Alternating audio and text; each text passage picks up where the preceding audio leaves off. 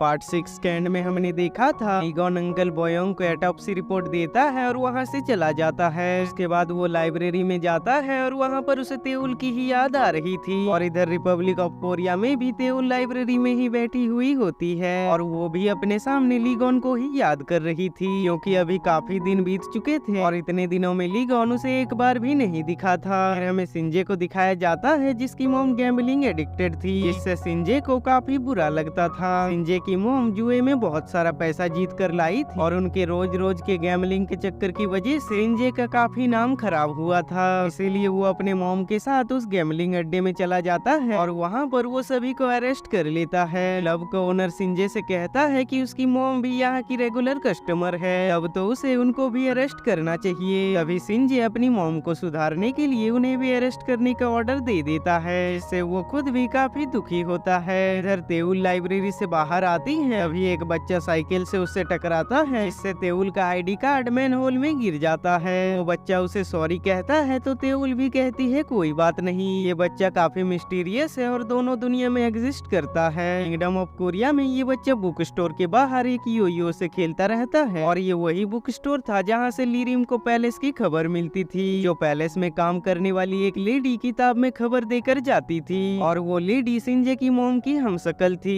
इसको इस मिस्टीरियस बच्चे ने भी देखा था। इधर तेउल को पता चलता है कि उसने लीगॉन के पास से जो नोट्स सीज किए थे वो एकदम सेम टू सेम उनके यहाँ के नोट्स की तरह ही बना है। इस तरह से बैंक असली नोट्स प्रिंट करते हैं, इसीलिए तेउल लीगॉन के बारे में पता लगाने लगती है। वो कुछ दिन पहले का सीसीटीवी फुटेजेस चेक करती है, इस दिन लीगॉन ने उसे गुड बाय कहा था। सीसीटीवी में उसे पता चलता है कि वो अपने घोड़े पर बैम्बू फॉरेस्ट की तरफ गया था और वो उस तरफ से दोबारा नहीं लौटा। इससे तेउल हैरान होती है और चेक करने के लिए बैम्बू फॉरेस्ट में चली जाती है। वहाँ पर वो अपने आप से कहती है कि क्या वो सच में चला गया। इधर लीगॉन भी तेउल को काफी मिस कर रहा था और जोयोंग ने लीगॉन के आसपास इतनी सिक्योरिटी टाइट कर रखी थी, इससे लीगॉन तो पैलेस के बाहर जाने के बारे में सोच भी नहीं सकता था। अभी उसे जोयोंग कुछ पूछने के लिए आता है, लेकिन अचानक से वहाँ पर टाइम रुक जाता है और कुछ देर बाद सब कुछ नॉर्मल हो जाता है। लीगॉन जोयोंग से पूछता है कि क्या उसने फील किया कि अभी कुछ देर के लिए टाइम रुक गया था और ये उसके साथ दूसरी बार हुआ है। जोयोंग उसकी बात पर ध्यान नहीं देता है और पूछता है कि वो कहाँ गया था। लीगॉन उसे बताता है कि वो एक पैरेलल वर्ल्ड में गया था जहाँ पर उसका भी हमशक्ल है, उसका नाम योनसुप है और लेफ्टिनेंट तेउल भी उसी दुनिया में है। जोयोंग तो उसके बात पर बिलीव नहीं करता है और कहता है कि उसे डॉक्टर को दिखाने की जरूरत है। वो ये बात दाइमा को बताने के लिए जाने लगता है, तभी लीगॉन उसे रोकता है और कहता है कि ये बात वो दाइमा को ना बताए। इधर तेउल अपना नया आईडी कार्ड बनवाने के लिए फोटो खिंचवाने आती है और हेड ऑफिस में अपना नया आईडी कार्ड अप्लाई कर देती है। इसके बाद फिर से कुछ दिन बीत जाते हैं। तेउल को काफी बार लीगॉन का ख्याल आता है। इधर किंगडम ऑफ कोरिया में बहुत ही ज्यादा बारिश और थंडरिंग होने लगती है, इस वजह से लीगॉन के कंधे पर बहुत ही ज्यादा दर्द होने लगता है और कुछ अजीब से निशान ग्लो करने लगते हैं, जिन्हें जोयोंग देखकर हैरान होता है और रॉयल डॉक्टर को बुलाने के लिए चला जाता है। अभी लीगॉन अपनी छड़ी लेता है और जैकेट पहनकर निकल जाता है। इधर तेउल को उसका नया आईडी कार्ड मिलता है जिसकी इशूइंग डेट थी 11 नवंबर 2019। ये देखकर तेउल काफी हैरान होती है क्योंकि लीगॉन ने भी उसे यही डेट बताया था। उसके पास उसकी आईडी थी जो उसे 25 साल पहले मिली थी, इसीलिए तेउल काफी ज्यादा शॉक्ड होती है। इतने में ही अचानक से उसे लीगॉन का कॉल आता है, वो उसे मिलने के लिए बुलाता है और तेउल जल्दी से उसके पास चली आती है, जहाँ वो उसे इतने दिनों बाद देखकर काफी हैरान थी और वो उससे पूछती है कि वो कहाँ चला गया था। लीगॉन कहता है कि उसने बताया तो था वो अपनी दुनिया में जा रहा है। तेउल पूछती है कि क्या सच में कोई दूसरी दुनिया है। लीगॉन कहता है कि हाँ, उसे कितनी बार तो उसने बताया है। तेउल कहती है कि उसने उसके आईडी कार्ड के बारे में कुछ कहा था, तो उसमें उसने किस कलर की जैकेट पहनी थी और उसके बाल कैसे थे। लीगॉन कहता है कि उसने नेवी कलर का जैकेट पहना था और उसके बाल बंधे हुए थे। ये सुनकर तेउल शॉक्ड होती है और पूछती है कि उसे ये सब कैसे पता। लीगॉन कहता है कि अगर वो देखना चाहती है तो वो उसके साथ उसके दुनिया में जा सकती है, तभी उसे उसके बात का यकीन होगा। तेउल कहती है कि चलो, लेकिन अगर इस बार भी उसने झूठ कहा तो बहुत ही बुरा होगा। उसके बाद वो दोनों घोड़े पर बैठकर बैम्बू फॉरेस्ट में पहुंच जाते हैं। लीगॉन कहता है कि अभी जो होगा उसे देखकर वो ना घबराए। फिर सामने दो बड़े बड़े पिलर्स खड़े हो जाते हैं और दूसरी दुनिया का दरवाजा खुल जाता है, जिसे पार करके दोनों किंगडम ऑफ कोरिया में पहुंच जाते हैं। तभी वहां पर लीगॉन को ढूंढते हुए जोयोंग और रॉयल गार्ड्स भी वहां पर आ जाते हैं जो लीगॉन के साथ किसी लड़की को देखकर हैरान होते हैं। वहीं तेउल भी जोयोंग को देखकर एकदम शॉक्ड रह गई थी। तभी वो लीगॉन से पूछती है कि ये तो योनसुप है। लीगॉन कहता है कि उसने तो ये उसे पहले ही कहा था। तभी तेउल लीगॉन की ओर शॉकिंगली देखने लगती है। लीगॉन कहता है कि वो किंगडम ऑफ कोरिया का राजा है और उसका नाम जिससे उसे यहाँ कोई भी नहीं बुला सकता है वो है लीगॉन। उसके बाद जोयोंग दाइमा को कॉल करके इसके बारे में बताता है कि राजा साहब अपने साथ एक लड़की को लेकर आए हैं। तभी दाइमा जोयोंग से लीगॉन को समुद्र के रास्ते से महल में लाने के लिए कहती है और ये बात बाहर न आने का ख्याल रखने के लिए भी कहती है। इधर जोयोंग महल के रास्ते तक के सारे सीसीटीवी फुटेजेस को मिटा देने के लिए कहता है। उसके बाद लीगॉन समंदर के रास्ते की ओर निकल जाता है। उसके साथ जोयोंग भी एक गार्ड को लेकर जाता है। तेउल याद करने लगती है कि जब उन्होंने जादुई दरवाजा पार किया तब वो लोग एक अलग ही जगह पहुंच गए थे जहाँ पे न हवा थी न पानी था